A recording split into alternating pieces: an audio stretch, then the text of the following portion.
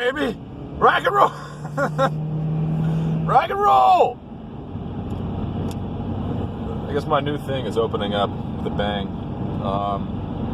But got a little time to stream, aka record here. Here in my Honda Civic, staring at the sun. And my purpose is several pronged. I'd like to, on the one hand, just respond to people I've been listening to. That means Dr. Aesklep and Blue Monday, and I guess I watch Paul Talk too. But I'm driving to a spiritual direction right now. For my first meeting with this priest I know, and I'm ruminating a little bit about what I might want that to look like. I've met with this priest previously with my wife, and he has a way of redirecting me that I felt pretty potently this past week, where I was talking about kind of my rituals and my hand washing routine, so to speak. The way I, by science, by toe fungus cleansing and so on, cleanse my mind, achieve clarity, meditate, fast, and how those are all kind of defenses, little charms and amulets that I dangle around myself like so many wind chimes, clang around me like so many wind chimes. And he simply suggested to me that attention, that too much attention placed on that type of thing, the ways in which we soothe ourselves, something to that effect, in my case at least, can cost us. And this whole week I've been taking a more carefree attitude in a certain sense. And I don't know, he suggested that, because I was describing my difficulties with prayer, how I find it difficult to actually sit down and pray, and how it can feel sort of rote, and sort of dry. And I don't know. He suggested that he had some kind of, well, he didn't say he had a skeleton key, but it made me think like this guy might have a skeleton key. Just sometimes just the thought of a solution existing is enough to sustain one. Like, there have been moments where I've thought, like, just the thought that heaven exists, just the thought that it's real and that people are enjoying it, the saints are up there, just the idea that souls have been saved and are in bliss, just that thought is sometimes enough sustenance for the day. It's like when I meditate on the Penrose tiling. The aperiodic tiling of the two-dimensional surface. The digits of pi. Certain mathematical things sometimes have this numinous quality to them. The thought alone is enough to sort of to give you a bit of a north star, just to give you a direction to point your boat, to row your boat, row your boat gently down the stream, merrily, merrily, merrily. Life is but a dream. Some good poetry right there. Down by the bay where the watermelons grow, back to my home I dare not go, for if I do, my mother will say, did you ever see a bear combing his hair down by the bay? I've been singing a lot of nursery rhymes to my children. It's nice. It kind of puts you back in a more childlike frame of mind. I've been singing Mary Had a Little Lamb and Ba Ba Black Sheep. But anyway, yeah, Dr. Aesclepius, quickly dwindling away my time. But so I've got to meet this father fellow momentarily. But people are talking about. So Dr. Aesclepius was talking about sort of the ongoing thingamajig, LG and PT, keeping the faith, all good stuff. Understanding yourself to be born again, Christ. Last night I got into a discussion with my parents, my Protestant parents, about sort of, they were wondering about Catholicism. Their church on Sunday service has been closed because of the coronavirus, and the Catholic diocese has suspended the obligation to go to Mass. It's no longer a mortal sin if you miss Mass deliberately. And so they were thinking of, my mom at least was thinking of coming to Mass with us, hanging out with us and our children. But that sort of raised the question of the Eucharist, which she can't receive. And it got us to talking, and got me to giving my canned remarks about the thing.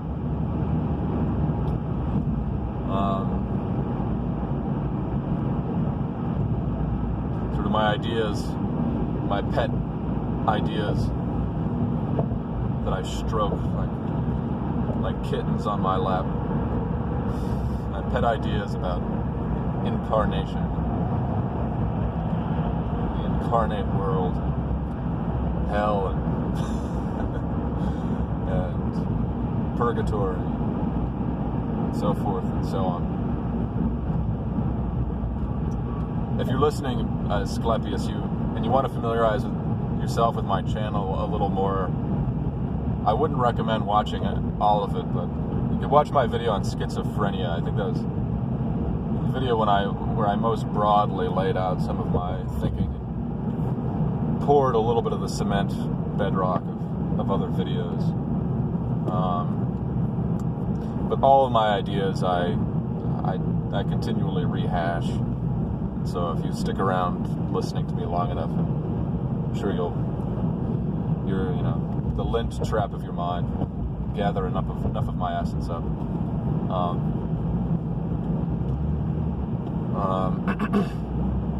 We're all just doing laundry.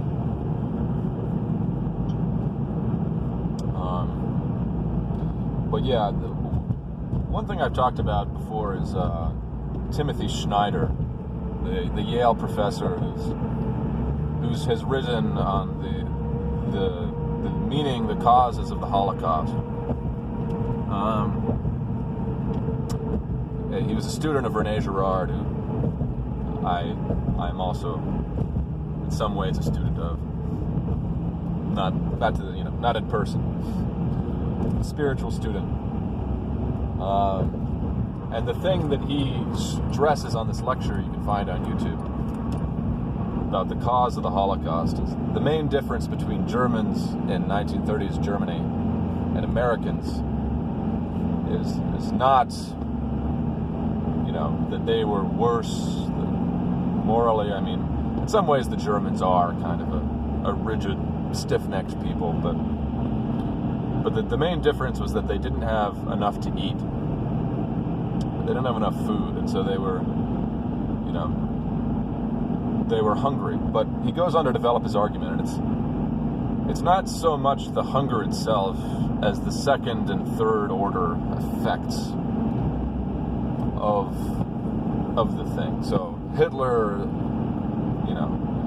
wrote quite a lot and told us exactly how he was thinking. You can read these things.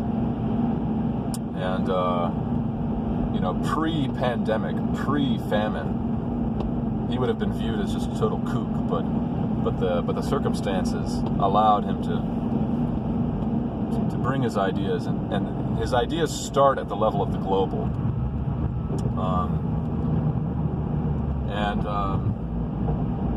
One of his main concerns was ecological equilibrium and having enough food. Hitler was completely convinced that the world would run out of food. That because of the explosion in population and the levels of agricultural production, that there would be a war, a hunger war. He took that as axiomatic, and a lot of his thinking flowed out of that, out of that assumption, and it turned out to be a wrong assumption because there were all kinds of scientific advances in agriculture, which has allowed us to, produce a superabundance of food, really.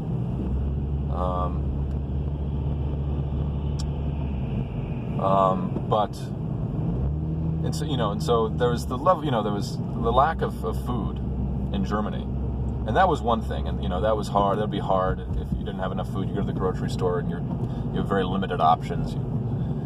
You can't guzzle down your omega-3 fish oil bottles, and you can't rub olive oil on your face in the morning, eat popcorn at every possible moment that you might desire it.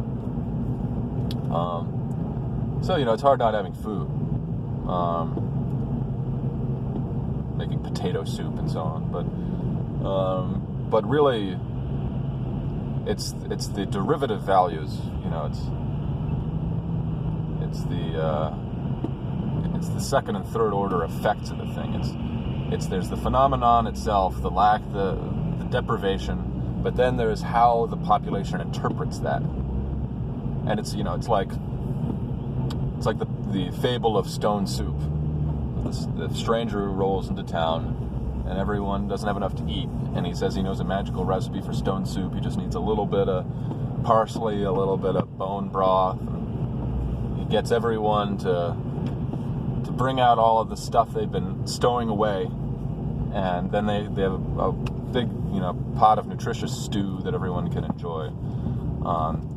The danger with something like the coronavirus or anything, any kind of pandemic, there's the first order effects, which might be difficult, but really the danger lies in how the population responds to that, and that's really more the way that I would see some kind of global crisis occurring. You'd have something to rock the boat just enough that people would freak out, and people are already kind of starting to freak out.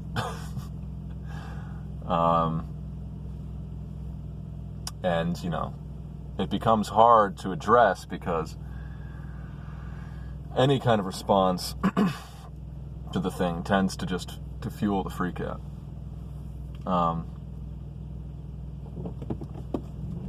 But anyway, those are some thoughts about that. Blue Monday was talking about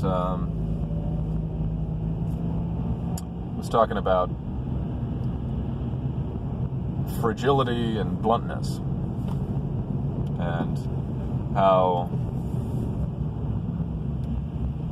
in some ways dissident circles on the internet are just kind of the opposite side of the coin of the SJW circles.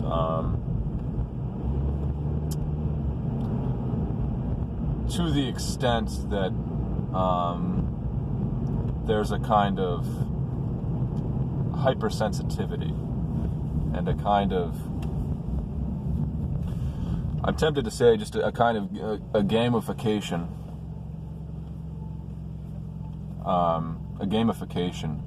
of politics and losing sight of the human dimension. So both Blue Monday and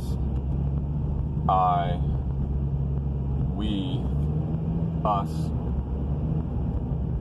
seem interested in swapping the telescope for the microscope at times.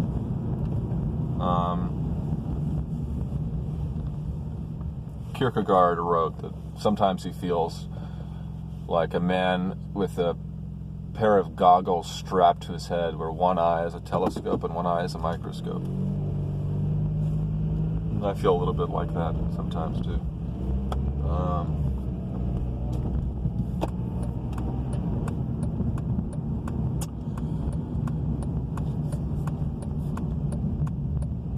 But he was talking. Blue Monday was talking about trying to paraphrase the way he was saying, like, he feels like he has the ability to demolish people if he so chose, psychologically, and that he could really go for the jugular sometimes and point out, you know, that sort of the flaws or the defenses, and kind of in the subterranean war of the subliminal war of the world, sort of this, when you sink down to that microscopic level a little bit and think about not just people's stated explicit things, what they say out loud, but you know, what their motives are, how they've been hurt, their traumas. Again, sometimes just the thought of something is enough to intimidate someone. If, you know, I was talking about just the thought being a source of comfort and sustenance, but just the thought sometimes that someone has a competitive edge on you, has a greater confidence than you, to someone who is more fragile emotionally. These things can be read as speaking vaguely, but Blue Monday has this vague, sort of fuzzed out way of talking. So I'm trying to clarify it a little bit, but just the thought that, I mean, I think I remember this more acutely in childhood, in middle school age, or when you're really at that sensitive period of time. And some people, and in some ways perhaps myself, you know, certain sensitivities get locked in, and just the thought that someone might know what your sensitivity is, what your Achilles heel is, that they might sort of intuitively grasp somehow how to hit that, how to blow smoke in your wounds, can make you overall much more reticent, much more. So anyway, Blue Monday was saying how, like, you know, the fact that some people have that ability to spot that Achilles heel makes them step back and go to the opposite extreme of being sort of fake polite. But then that can be detected as well. So the challenge is how to act with integrity, so that you don't just patronize people you disagree with, but you also don't act viciously towards them. And I mean, the only solution really is to have love for them, and to see their flaws, and to find them lovable anyway. I mean, that's really the only solution, and that's the pearl of great price. To people that act in that way, and you know. So anyway, might go in with some of these thoughts to this meeting I'm about to have.